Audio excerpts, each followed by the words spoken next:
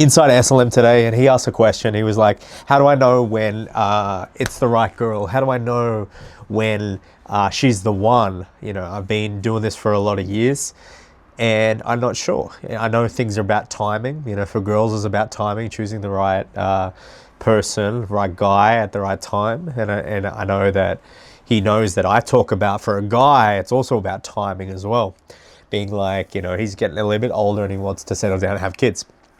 And I said, you know, talk to me about the relationship, talk to me about certain things.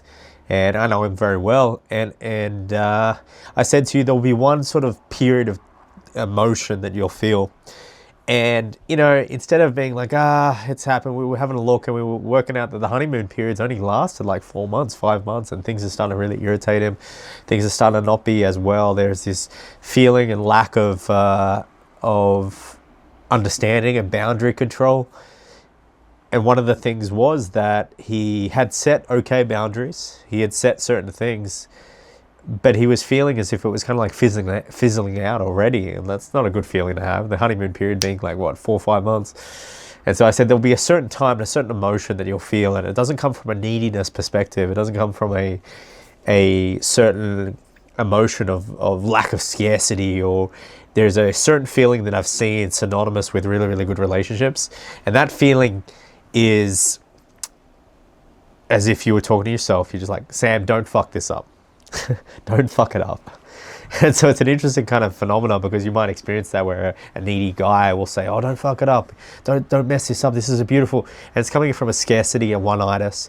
But then it's not that at all. It's coming from a certain position where you're like, you're knowing how good the situation that you've either manifested, that you've created, that you've gone after and got, or that it has come into your life through your execution of becoming a better man, becoming, you know, a more attractive individual that's well connected, and all these different things.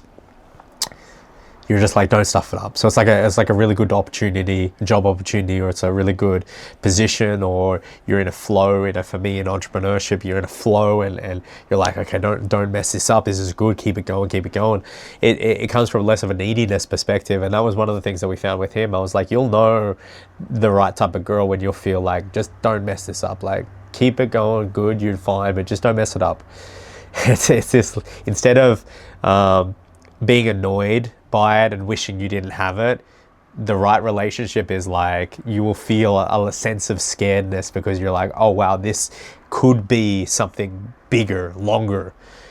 And that's what scares a lot of people as well. So it's being scared, but not from a lack of abundance, but from a sense of that you've got a really good opportunity that you've created and you've worked really hard on it, and you don't want to lose it per se. So there's a feeling of not loss from a trauma standpoint, but loss as if, like, this is really good. You're in a really good wicket, like we would say in Australia. It's a cricket terminology. You've got a really good pitch, cricket, whatever you want. You got a really good wicket. It means like, okay, let's take advantage of the position that we found ourselves in through a bit of luck, through a bit of all circumstances that have happened. And that's what I told him, and he very much understood. So, you know, he's been through a lot of the courses, he's understood everything, and he's executed very much on the events and building his life up and having a great life.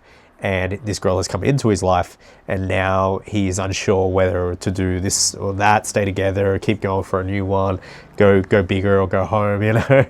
And that was his question. So that was the answer I gave him.